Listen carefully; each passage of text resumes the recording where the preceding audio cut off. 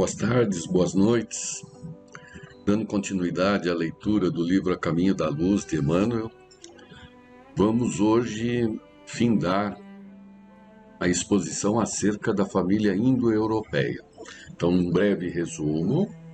Até o momento, nós fizemos uma leitura acerca da vinda dos capelinos, que se dividiram basicamente em 4 grupos, criando as civilizações à época, que eram os egípcios, que, como narrado, percorreram toda a sua trajetória a ponto de obter a permissão de voltar ao planeta de origem, como ocorreu na sua grande maioria, e que os que aqui permaneceram compõem parte da equipe que assessora Jesus na governança do planeta.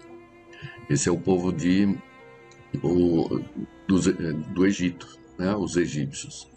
Um outro povo que nós estamos terminando, um outro grupo, são os hindus, né? Os hindus que se estabeleceram próximo às margens do rio Ganges, deu origem à civilização hindu propriamente dita, e que ali permaneceram e até permanecem, e uma outra parte que não acolheu a ideia de harmonia, de resignação, que se espalhou pela Europa, dando origem à raça indo-europeia, né, que é basicamente a raça branca da qual descendemos. E é no final deste grupo, do estudo desse grupo, que estamos hoje. E então, vamos lá. Continue, Emmanuel. A origem do racionalismo. Os arianos da Europa, como ficou esclarecido, não possuíram grandes ascendentes religiosos na sua formação primitiva, em vista do senso prático que os caracterizou nos primeiros tempos de sua organização. O racionalismo de suas concepções, a tendência para as ciências positivas e o amor pela hegemonia e liberdade são, dessa maneira, elucidados dentro da análise dos seus primórdios. Em matéria de religião, quase todos os seus passos foram orientados pelos povos semitas e hindus, mas, pelo cultivo da razão, puderam aperfeiçoar a ciência até as culminâncias das conquistas modernas. O mundo, se muitas vezes perdeu com as suas inquietações e com as suas lutas renovadoras, muito lhes deve pela colaboração decidida e sincera no labor do pensamento, em todas as épocas e períodos evolutivos. Muito bem, então era como já vimos, o grupo mais rebelde, mais revoltado, né? Que partindo da Índia, já que perdemos o paraíso, então vamos construir o paraíso aqui na própria Terra, né? Com o que temos. E eles se miscigenaram com os nativos e exploraram as suas terras, né? O racionalismo a que se refere aqui o Emmanuel, né, é justamente essa valorização da razão, né? A valorização da razão, nós temos isso muito claro lá na antiga Grécia, depois no Renascimento, dentro da nossa história, que é o antropocentrismo, né? Já que eu não busco a Deus, porque ele me esqueceu e eu esqueci dele, né? Eu tenho que supervalorizar o homem, o antropocentrismo. O homem é o centro de tudo. E como homem, o que é importante que o homem tem de diferente da natureza? Ele tem a astúcia, como diz a mitologia, ele tem a inteligência, ele tem o livre-arbítrio. Portanto, esse livre-arbítrio, a inteligência, a astúcia é a razão, né? Portanto, é o homem o mais importante de tudo. E o que ele tem que fazer? Ele tem que descobrir o que, aonde ele vive, o que ele está fazendo, e onde ele vive é a permeação da matéria propriamente dita, uma vez repetindo que não há essa conotação religiosa e, portanto, espiritual. Todas as respostas existenciais estariam na matéria, né? Por isso que ele coloca das ciências positivas, né? Ciências positivas, o positivismo é uma supervalorização da ciência, em que a resposta está toda no estudo da matéria. Todas as respostas do universo, enfim, né? É um povo também que se caracteriza, como ele bem colocou, pela liberdade, né? Então, é a supervalorização também da liberdade, né? Uma referência curiosa que a gente repete, né? É que, por exemplo, em inglês, né? O pronome eu é sempre em maiúsculo em qualquer posição da frase, porque eu sou o mais importante. É só uma pequena bobagem, só para colocar aqui o que significa isso no dia a dia, né? E é nessa exploração da razão que se fez o progresso, o desenvolvimento da humanidade em todas as suas áreas. Para que a gente possa ter uma pequena ideia, a ciência, né, ela começou, a revolução científica, ela começou há 500 anos apenas, né, com Galileu Galilei, né, nas suas experiências sobre o movimento dos corpos, né? Então ele quem começou a ciência, é o marco, né? Depois, só no século XVIII, né, XIX, é que vão começar todas essa segmentação em cima da biologia, da química, né, principalmente da química, porque antes se tratava como alquimia. A alquimia já é algo mais místico, né? Toda a metodologia científica estabelecida nos experimentos de Galileu, não formalmente, é claro, né, acabaram sendo absorvidos futuramente e se estabelecendo os vários ramos da ciência que vivemos hoje, cada vez mais de uma forma profunda.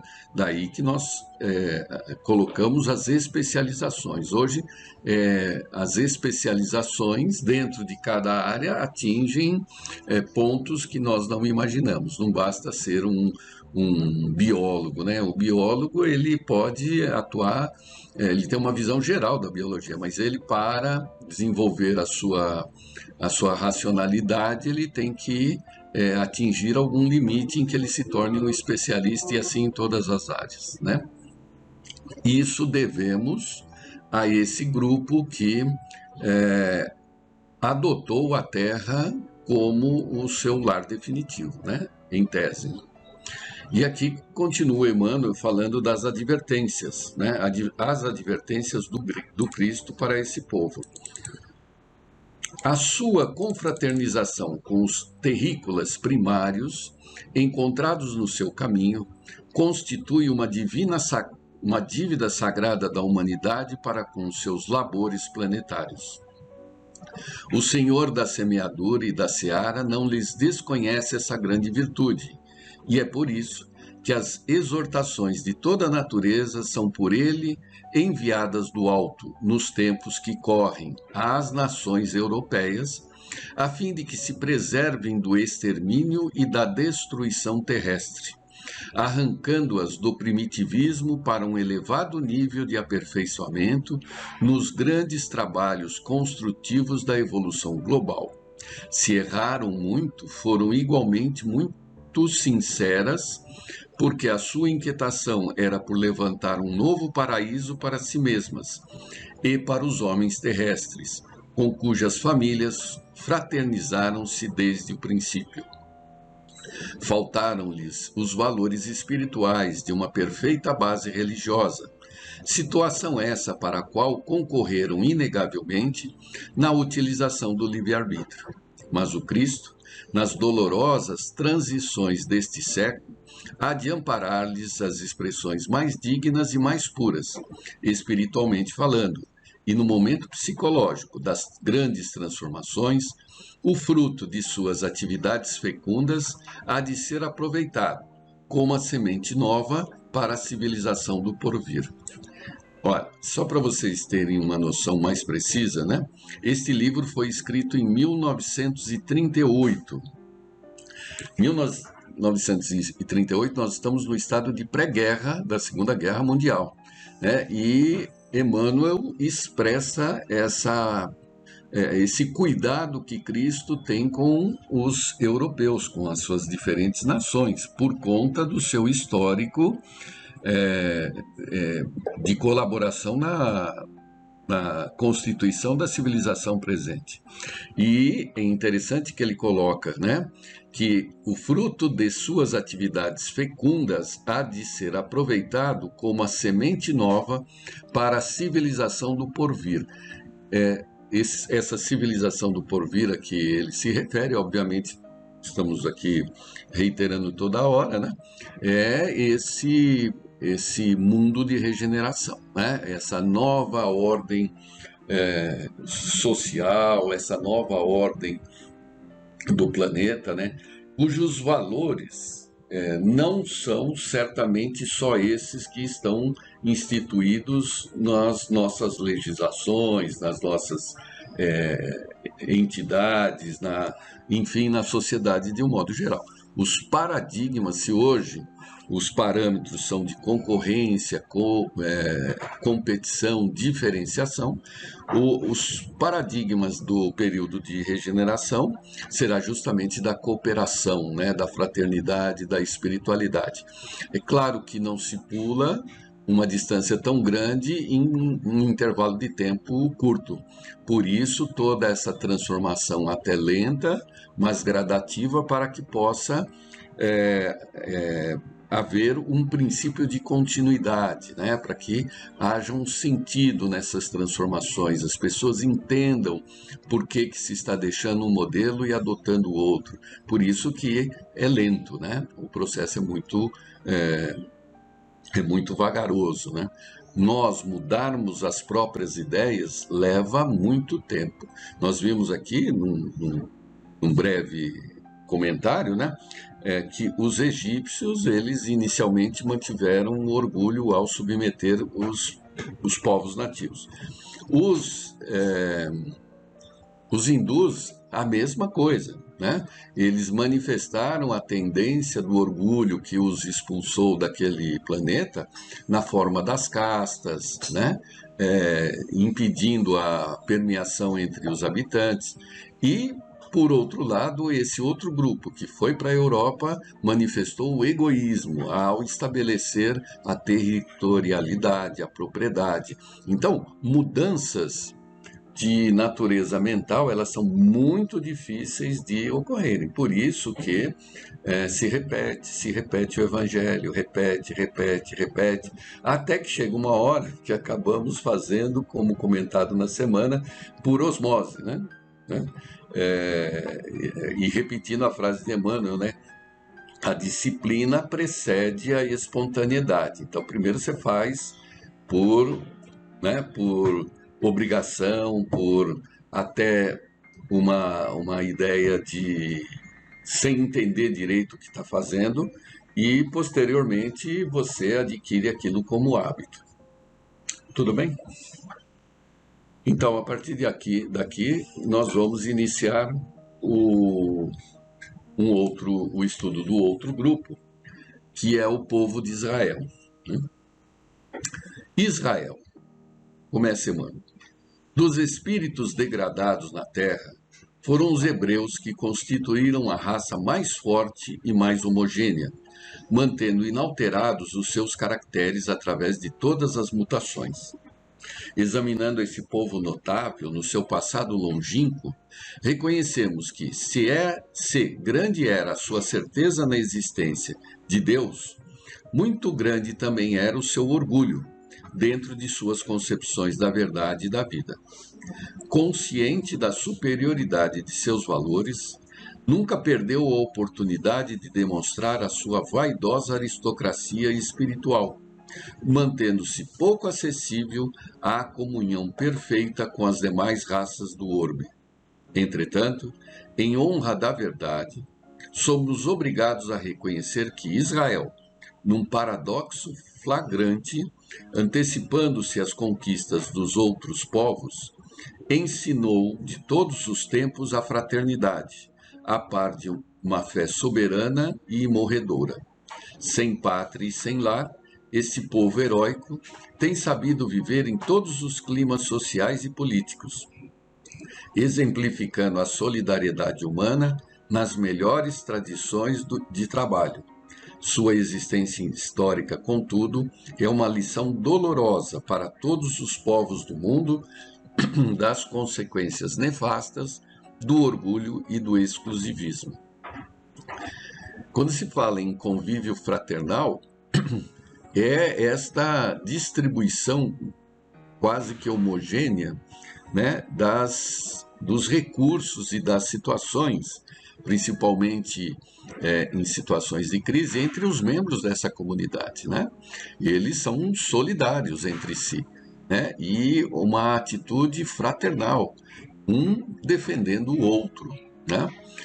Um cuidando do outro, não é só defendendo, é cuidando do outro, né? E isto é um modelo, né, diminuto do que a gente entende por uma sociedade fraterna, né? Claro que está restrito à comunidade, né? Mas a ideia é que dá para a gente imaginar que toda a Terra um dia se tratará fraternalmente, né? Porque é possível isso, né? A necessidade de um dos membros da sociedade terrena é suprida pela ajuda dos demais. Não só ajuda material, não é isso. É uma ajuda para que aquele membro atinja o padrão daquele grupo, através, né, do conhecimento, através do esforço, através do trabalho. Então, não é simplesmente uma doação, né? É uma integração aos valores de todos os membros do grupo. E aqui continua Emmanuel, né? Moisés.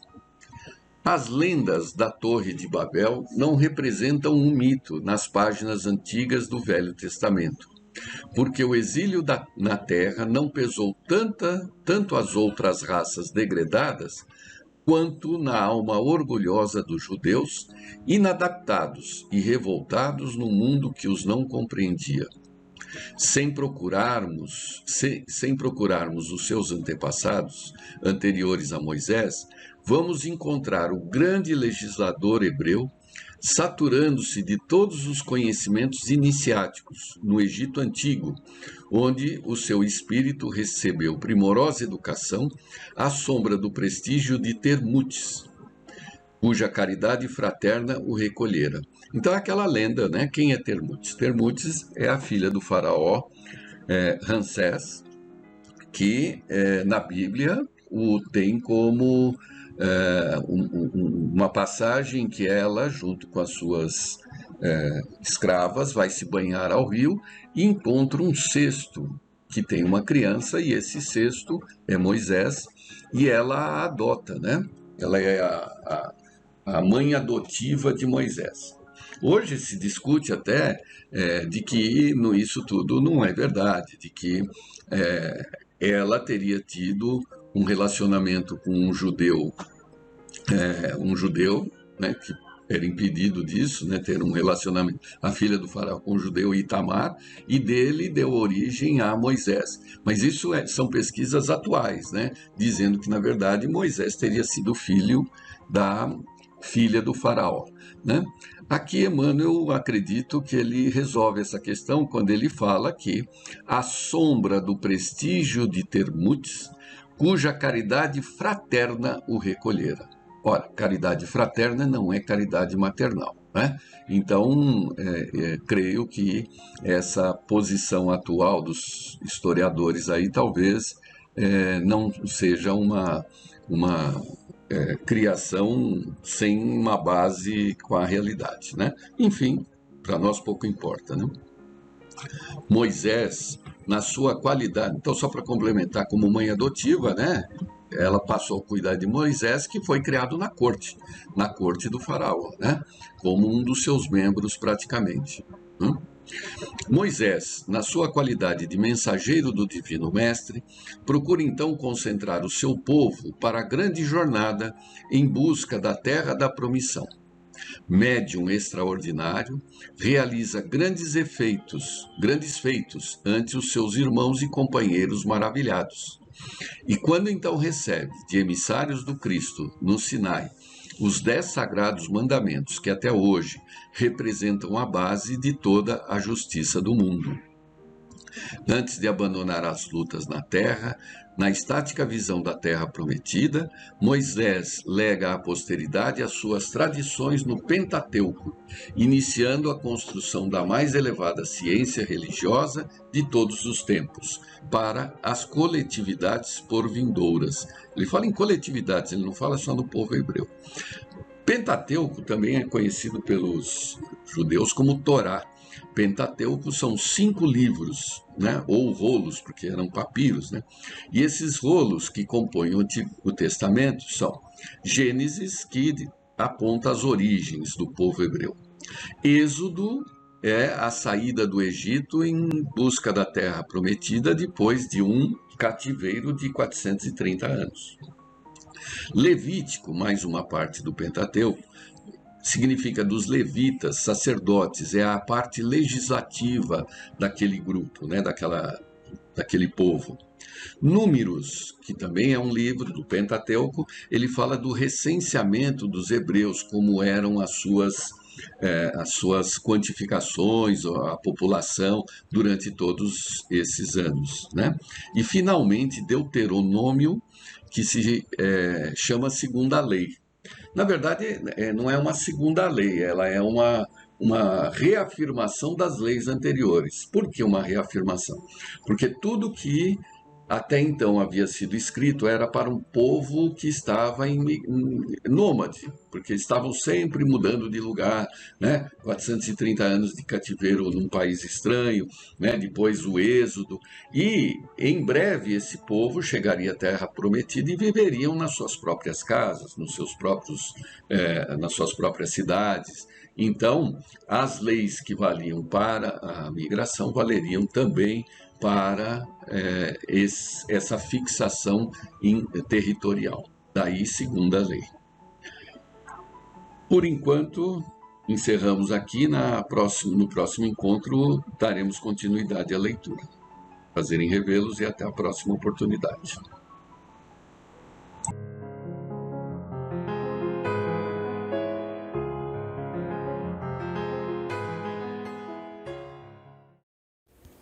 Que a paz de Jesus possa estar presente em cada coração.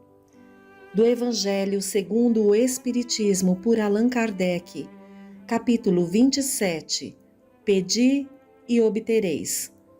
Condições da prece.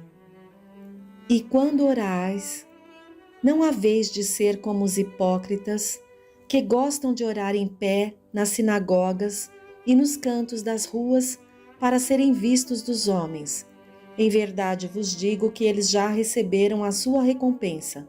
Mas tu, quando orares, entra no teu aposento e, fechada a porta, ora a teu pai em secreto. E teu pai, que vê o que se passa em secreto, te dará a paga. E quando orais, não faleis muito, como os gentios, pois cuidam que pelo seu muito falar serão ouvidos. Não queirais, portanto, parecer-vos com eles, porque vosso Pai sabe o que vos é necessário, primeiro que vós lhe peçais. Mateus capítulo 6, versículos de 5 a 8. Mas quando vos puserdes em oração, se tendes alguma coisa contra alguém, perdoai-lhe, para que também vosso Pai, que está nos céus, vos perdoe os vossos pecados. Porque se vós não perdoardes, também vosso Pai que está nos céus vos não há de perdoar vossos pecados. Marcos, capítulo 11, versículos 25 e 26. E propôs também esta parábola a uns que confiavam em si mesmos, como se fossem justos e desprezavam os outros. Subiram 2 homens ao templo a fazer oração. um fariseu e outro publicano. O fariseu, posto em pé, orava lá no seu interior desta forma: Graças te dou, meu Deus, porque não sou como os demais homens, que são uns ladrões, uns injustos, uns adúlteros, como é também este publicano. Jejuo 2 vezes na semana e pago o dízimo de tudo o que tenho. O publicano, pelo contrário, posto lá de longe, não ousava nem ainda levantar os olhos ao céu. Batia no peito, dizendo: Meu Deus, sê propício a mim, pecador. Digo-vos que este voltou justificado para a sua casa, e não o outro. Porque todo o que se exalta será humilhado, e todo o que se humilha será exaltado. Lucas, capítulo 18, versículos 9 a 14. As condições da prece foram claramente definidas por Jesus. Quando orardes, diz ele, não vos coloqueis em evidência, mas orai em secreto. Não fingi orar demasiado, porque não será pelas muitas palavras que sereis atendidos, mas pela sinceridade delas. Antes de orar, se tiverdes qualquer coisa contra alguém, perdoai-a, porque a prece não poderia ser agradável a Deus se não partisse de um coração purificado de todo sentimento contrário à caridade. Orai, enfim, com humildade como o publicano e não com orgulho como o fariseu. Examinai os vossos defeitos e não as vossas qualidades. E se vos comparardes aos outros, procurai o que existe de mal em vós. Eficácia da prece.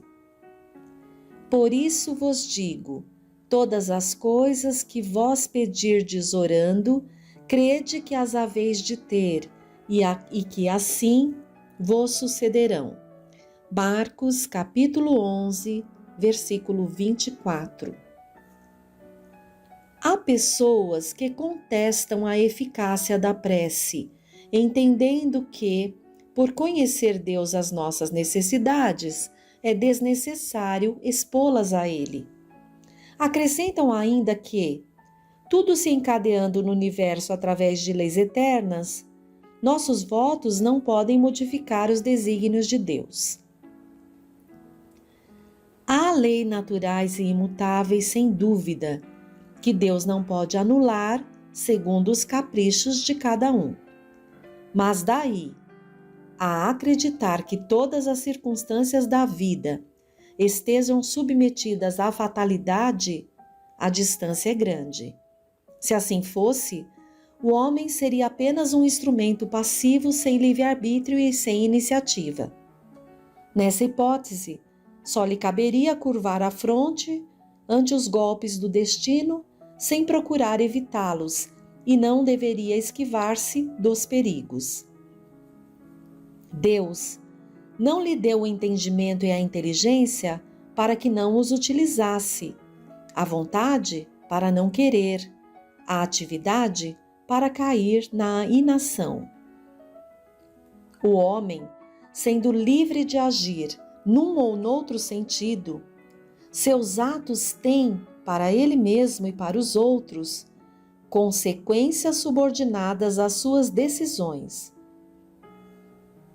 Em virtude de sua iniciativa, há, portanto, acontecimentos que escapam forçosamente à fatalidade e que nem por isso destroem a harmonia das leis universais, da mesma maneira que o avanço ou o atraso dos ponteiros de um relógio não destrói a lei do movimento, o que regula o mecanismo do aparelho.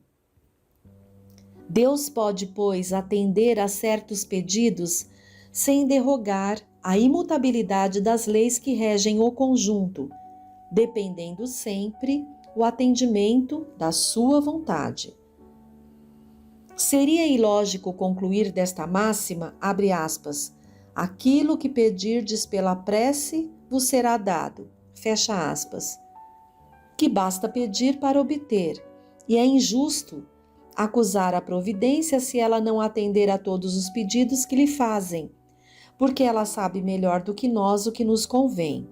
Assim, procede o pai prudente, que recusa ao filho o que lhe seria prejudicial. O homem, geralmente, só vê o presente. Mas, se o sofrimento é útil para a sua felicidade futura, Deus o deixará sofrer como o cirurgião deixa o doente sofrer a operação que deve curá-lo. O que Deus lhe concederá, se pedir com confiança, é a coragem, a paciência e a resignação. E o que ainda lhe concederá são os meios de se livrar das dificuldades com a ajuda da ideia que lhe serão sugeridas pelos bons espíritos, de maneira que lhe restará o mérito da ação. Deus assiste aos que se ajudam a si mesmos, segundo a máxima, abre aspas, ajuda-te e o céu te ajudará, fecha aspas. E não aos que tudo esperam do socorro alheio sem usar as próprias faculdades. Mas, na maioria das vezes, preferimos ser socorridos por um milagre sem nada fazermos. Tomemos um exemplo. Um homem está perdido no deserto, sofre horrivelmente de sede, sente-se desfalecer e deixa-se cair ao chão. Ora, pedindo a Deus ajuda e espera. Mas nenhum anjo vem dar de beber. No entanto, um bom espírito lhe sugere o pensamento de levantar-se e seguir determinada direção. Então, por um impulso instintivo, reúne suas forças, levanta-se e avança ao acaso. Chegando a uma elevação do terreno, descobre ao longe um regato e, com isso, a coragem. Se tiver fé, exclamará, abre aspas, graças, meu Deus, pelo pensamento que me inspiraste e pela força que me deste, fecha aspas. Se não tiver fé, dirá, abre aspas, que boa ideia tive eu. Que sorte eu tive de tomar o caminho da direita e não o da esquerda. O acaso, algumas vezes, nos ajuda de fato. Quanto me felicito pela minha coragem e por não me haver deixado abater. Fecha aspas. Mas perguntarão, por que o bom espírito não lhe disse claramente, abre aspas, siga este caminho, no fim encontrarás o que necessitas? Fecha aspas. Por que não se mostrou a ele para guiá-lo e sustentá-lo no seu abatimento? Dessa maneira, o teria convencido da intervenção da providência. Primeiramente, para lhe ensinar que é necessário ajudar-se a si mesmo e usar as próprias forças. Depois, porque pela incerteza, Deus põe à prova a confiança e a submissão à sua vontade. Esse homem estava na situação da criança que, ao cair, vendo alguém, põe-se a gritar e espera que a levantem. Mas, se não vê ninguém, esforça-se e levanta-se sozinha. Se o anjo que acompanhou a Tobias lhe houvesse dito, abre aspas, fui enviado por Deus para te guiar na viagem e te preservar de todo perigo, fecha aspas, Tobias não teria nenhum mérito. Foi por isso que o anjo só se deu a conhecer na volta. Ação da prece, transmissão do pensamento. A prece é uma invocação. Por ela, nos pomos em relação mental com o ser a que nos dirigimos. Ela pode ter por objeto um pedido, um agradecimento ou um louvor. Podemos orar por nós mesmos ou pelos outros, pelos vivos ou pelos mortos. As preces dirigidas a Deus são ouvidas pelos espíritos encarregados da execução dos seus desígnios e que são dirigidas aos bons espíritos vão também para Deus. As que são dirigidas aos bons espíritos vão também para Deus. Quando oramos para outros seres e não para Deus, aqueles que nos servem apenas de intermediário, de intercessores, porque nada pode ser feito sem a vontade de Deus. O Espiritismo nos faz compreender a ação da prece ao explicar a forma de transmissão do pensamento, seja quando o ser a quem oramos atende ao nosso apelo, seja quando o nosso pensamento eleva-se a ele. Para se compreender o que ocorre nesse caso, é necessário imaginar todos os seres encarnados e desencarnados mergulhados num fluido universal que preenche o espaço, assim como na Terra estamos envolvidos pelo ar, pela atmosfera. Esse fluido é impulsionado pela vontade, pois é o veículo do pensamento, como o ar é o veículo do som, com a diferença de que as vibrações do ar são circunscritas, enquanto as do fluido universal se ampliam ao infinito. Quando, pois, o pensamento se dirige para algum ser, na terra ou no espaço, de encarnado para desencarnado ou vice-versa, uma corrente fluídica se estabelece de um a outro, transmitindo o pensamento como o ar transmite o som. A energia da corrente está na razão direta da energia do pensamento e da vontade. É assim que a prece é ouvida pelos espíritos, onde quer que eles se encontrem. Assim que os espíritos se comunicam entre si, que nos transmitem as suas inspirações e que as relações se estabelecem à distância entre os próprios encarnados. Esta explicação se dirige sobretudo aos que não compreendem a utilidade da prece puramente mística. Não tem por fim materializar a prece, mas tornar compreensíveis os seus efeitos, ao mostrar que ela pode exercer a ação direta e positiva. Nem por isso está menos sujeito à vontade de Deus, juiz supremo de todas as coisas e único que pode dar eficácia à sua ação. Pela prece, o homem atrai o concurso dos bons espíritos que o vêm sustentar nas suas boas resoluções e inspirar-lhe bons pensamentos. Ele adquire assim a força moral necessária para vencer as dificuldades e voltar ao caminho reto quando dele se afastou. E assim também pode desviar de si os males que atrairia pelas suas próprias faltas. Um homem, por exemplo, sente a sua saúde arruinada pelos excessos que cometeu e arrasta até o fim dos seus dias uma vida de sofrimentos.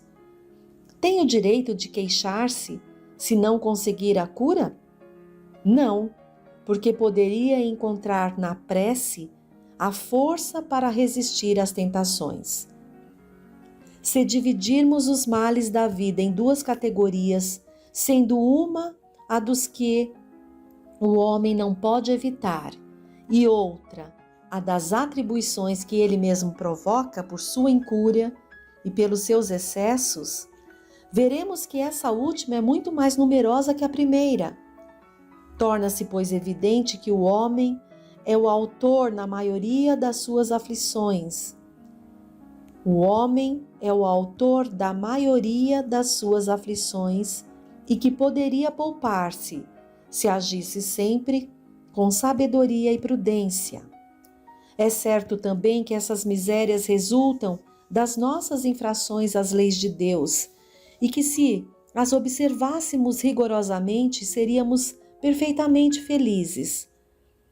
Se não ultrapassássemos os limites do necessário na satisfação das nossas exigências vitais, não sofreríamos as doenças que são provocadas pelos excessos e as vicissitudes decorrentes dessas doenças. Se limitássemos as nossas ambições, não temeríamos a ruína. Se não quiséssemos subir mais alto do que podemos, não recearíamos a queda. Se fôssemos humildes, não sofreríamos as decepções do orgulho abatido. Se praticássemos a lei de caridade, não seríamos maledicentes, nem invejosos, nem ciumentos, e evitaríamos as querelas e as dissensões. Se não fizéssemos nenhum mal a ninguém, não teríamos de temer as vinganças, e assim por diante. Admitamos que o homem nada pudesse fazer contra os outros males, que todas as preces fossem inúteis para livrar-se deles. Já não seria muito poder afastar todos os que decorrem da sua própria conduta? Pois bem, nesse caso, concebe-se facilmente a ação da prece, que tem por fim atrair a inspiração salutar dos bons espíritos, pedir-lhes a força necessária para resistirmos aos maus pensamentos, cuja execução pode nos ser funesta. E para nos atenderem nisto, não é o mal que eles afastam de nós, mas é a nós que eles afastam do pensamento que nos pode causar o mal. Não embaraçam em nada os desígnios de Deus, nem suspendem o curso das leis naturais, mas é a nós que impedem de infringirmos as leis ao orientarem o nosso livre-arbítrio. Mas o fazem sem o percebermos de maneira oculta para não prejudicarem a nossa vontade. O homem se encontra então na posição de quem solicita bons conselhos e os segue, mas conservando a liberdade de segui-los ou não. Deus quer que assim seja para que ele tenha a responsabilidade dos seus atos e para lhe deixar o mérito das escolhas entre o bem e o mal. É isso que o homem sempre receberá se pedir com fervor, e ao que se podem sobretudo aplicar essas palavras, abre aspas, pedi e obtereis. A eficácia da prece, mesmo reduzida a essas proporções, não daria imenso resultado? Estava reservado ao Espiritismo provar sua ação pela revelação das relações entre o mundo corpóreo e o mundo espiritual, mas não se limitam a isso seus efeitos. A prece é recomendada por todos os espíritos. Renunciar a ela é ignorar a bondade de Deus, é rejeitar para si mesmo a sua assistência e para os outros o bem que se poderia fazer. Ao atender o pedido que lhe é dirigido, Deus tem frequentemente em vista recompensar a intenção, o devotamento e a fé daquele que ora. Eis porque a prece do homem de bem tem mais merecimento aos olhos de Deus e sempre maior eficácia, porque o homem vicioso e mau não pode orar com fervor e confiança que só o sentimento da verdadeira piedade pode atrair. Do coração do egoísta, daquele que só ora com os lábios, não poderia sair mais do que palavras e nunca os impulsos da caridade que dão à prece toda a sua força. Compreende-se isso tão bem que instintivamente preferimos recomendar-nos às preces daqueles cuja conduta nos parece que deve agradar a Deus, porque são melhor escutados. Se a prece exerce uma espécie de ação magnética, podemos supor que o seu efeito estivesse subordinado à potência fluídica. Entretanto, não é assim. Desde que os espíritos exercem esta ação sobre os homens, eles suprem, quando necessário, a insuficiência daquele que ora, seja através de uma ação direta em seu nome, seja ao lhe conferir momentaneamente uma força excepcional quando ele for julgado, digno desse benefício, ou quando isso possa ser útil. O homem que não se julga suficientemente bom para exercer uma influência salutar não deve deixar de orar pelo outro, por pensar que não é digno de ser ouvido. A consciência da sua inferioridade é uma prova de humildade agradável a Deus, que leva em conta a sua intenção caridosa. Seu fervor e sua confiança em Deus constituem o primeiro passo do seu retorno ao bem, que os bons espíritos se sentem felizes de estimular. A prece que é repelida é a do orgulhoso, que só tem fé no seu próprio poder e nos seus méritos e julga poder substituir-se à vontade do Eterno. O poder da prece está no pensamento e não depende nem das palavras, nem do lugar, nem do momento em que é feita. Pode-se, pois, orar em qualquer lugar e a qualquer hora, a sós ou em conjunto. A influência do lugar ou do tempo depende das circunstâncias que possam favorecer o recolhimento. A prece em comum tem ação mais poderosa quando todos os que a fazem se associam de coração num mesmo pensamento e têm a mesma finalidade, porque então é como se muitos clamassem juntos em uníssono. Mas que importaria estarem reunidos em grande número se cada qual agisse isoladamente por sua própria conta? 100 pessoas reunidas podem orar como egoístas, enquanto 2 ou 3, ligadas por uma aspiração comum, orarão como verdadeiros irmãos em Deus, e sua prece terá mais força do que a daquelas 100. Quanto ensinamento Kardec nos traz através dessas explicações sobre a eficácia da prece. Fiquem sempre no amor e na proteção de Deus. Até o próximo encontro.